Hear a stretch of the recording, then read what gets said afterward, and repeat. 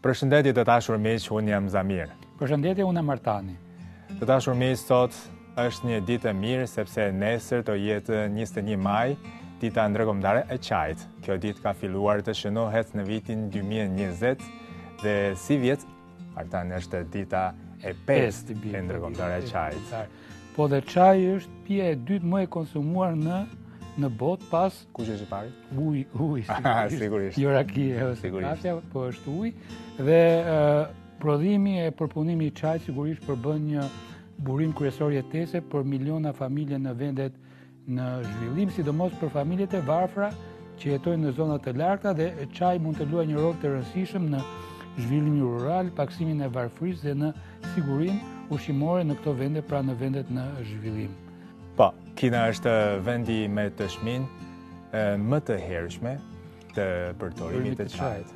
Edhe tash Kina është, them se është, jo them unë, por është vërtetuar që është vendi me prodhim më të madh edhe me konsum më të madh të botës. Edhe me eksport më të madh. Edhe në këtë bazë Kina ka deklaruar në shumë skena ndërkombëtare që Kina është e gatshme që të promovojë këtë bie o freskuese o ngrohtësuese globale që me synim që e gjithë bota, të gjitha vendet e botës mund të shijojnë këtë erën e mirë, elegancën e mirë të kësaj bie globale. Po dhe thash që kultivimi i çajit sjell përfitime, sidomos për të varfrit, kjo është me rëndësi. Pirja e tij, siç the, është sjell edhe përfitime për shëndetin, është e këndshme pra çaji në të pirë si pije, por është edhe një element i rëndësishëm kulturor në shumë vende, në shumë shoqëri, sidomos në shoqërinë kineze. Pra këtu dhe Kina ka një kulturë shumë të larmishme të çajit dhe mund të them pa më dyshje se është të quajtura ceremonia e çajit pra këtu në Kinë është ndër gjërat më të këndshme, më elegante që mund të gjesh këtu, dhe të gjithë atyre, si huaj që kam shumë vjet në Kinë, ua këshilloj të gjithë atyre që do të vizitojnë Kinën të huajve që ta shohin patjetër një ceremoni të tillë çaji pra. Po me qëra fjalë për ceremoni, të them të drejtën që në Kinë kinezët pinë çaj jo vetëm në ditën e thjeshtë, por edhe në ditë të kremdimeve, të festivaleve, të ditëve të rëndësishme, ngjarjeve kryesore, si për shembull në Tasp, edhe për vitin e ri, edhe në disa ceremoni madhështore, o shtetërore, o private, domethënë njerëzit në Kinë pinë çaj pothuajse në çdo rast të rëndësishëm të jetës. Po dhe nga dietarët, nga filozofët kinez, çaji njihet ndër të tjera edhe si një urë, po them, ndërmjet njeriu dhe natyrës, por tashmi mund të thuhet që është edhe një urë ndërmjet njerëzve, apo jo vetëm njeriu dhe natyrës, por edhe njerëzve mes tyre dhe ndërmjet popujve të ndryshëm, lidh popujt e vendeve të ndryshme. Po, kjo më kujton një fjalë kyçe që ka lidhje shumë të ngushtë me çaj, është fjala hë. Edhe hë në internet tash e kam lexuar një fjali shumë interesante, është kur një person ose një familje bin çaj, është hë, qetësi, do thot qetësi. Po, nëse një vend përdor bin çaj, është harmoni. Edhe shqiptohet hë në kinezisht. Nëse gjithë bota bin çaj, do kemi paqe. Edhe prap shqiptohet hë si hë ping. Po, prandaj fjala hë është fjala kyçe e kësaj bie ndërkombëtare globale. Po bashkë me kafen, kakaun e të tjerë, edhe çaji është një pije e preferuar në të gjithë botën. Sigurisht çaji kinez me prodhim të madh edhe me cilësi shumë të mirë njihet në mbar botën, posaçërisht në vendet europiane apo tani. Po edhe në Shqipëri. Kur kam qenë i vogël, unë mbaj mend që kishim dy lloje çaji kryesore.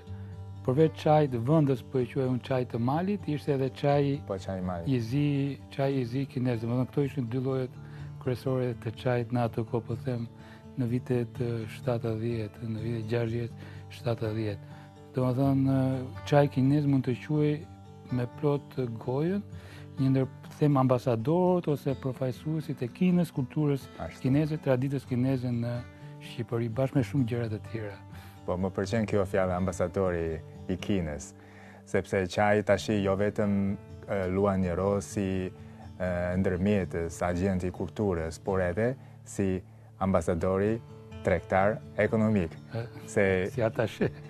Se Kina ka deklaruar që duhet nxit zhvillimin e këtij sektori me synim jo vetëm për përhapjen e kulturës, por edhe për shtimin e pasurisë të fermenëve, të njerëzve që merren me rritjen e kultivimit të çajit. Me këtë bimën shumë të famshme. Edhe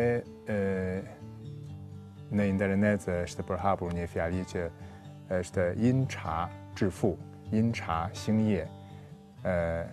Përkthimi është çaji do të na jep pasuri, çaji do na mbështet zhvillimin industrial. Po, edhe me qëra fjalë për Shqipëri dhe Kinën, tash jemi prapë si çdo vit prapë në brak të një ekspozite shumë të famshme mes Kinës dhe vendeve të Evropës qendrore lindore.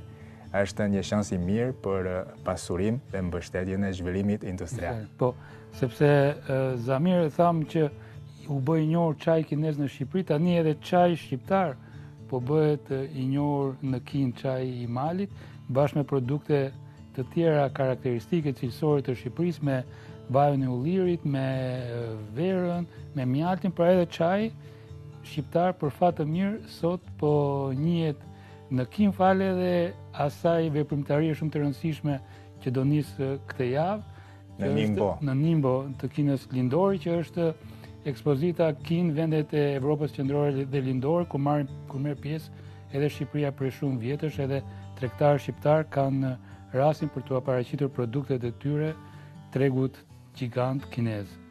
Po, edhe kolegja Jon Besa, ndër të tjera, ka pyetur tregtarë kineze të çajit apo konsumator të cilët kanë shprehur vlerësimin për çajin shqiptar, si edhe gatishmërinë e tyre për ta provuar edhe për të tregtuar këtë çaj, mund të themi çaj magjik.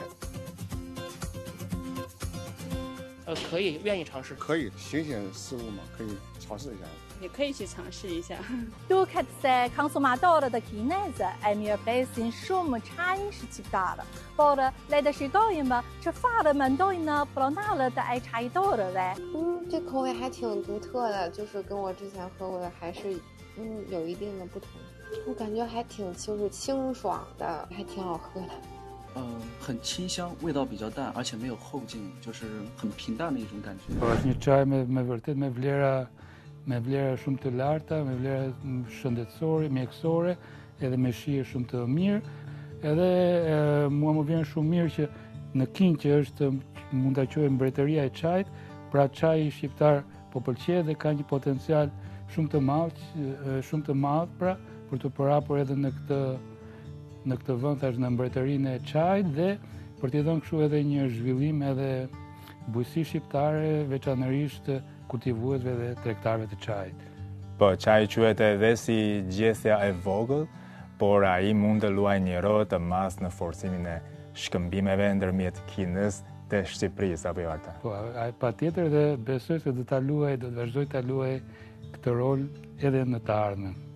Mirë, të dashur miq, nëse keni qejf për çajin kinez ose keni qejf për biznes në panajirin ekspozitën Kina QL në Nimbo, mund na ndiqni emision në studio e Jani. Kaq ishte për sot ky emision, faleminderit për vëmendjen.